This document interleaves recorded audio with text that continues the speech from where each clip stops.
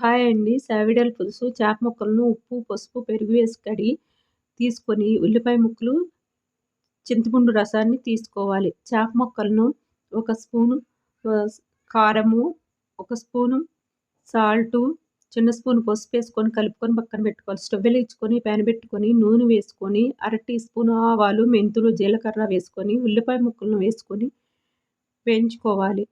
పచ్చిమిరపకాయలు, కొత్తిమీర కూడా వేసుకొని వేయించుకొని, అల్లం వెల్లుల్లి పేస్టు, ఒక స్పూను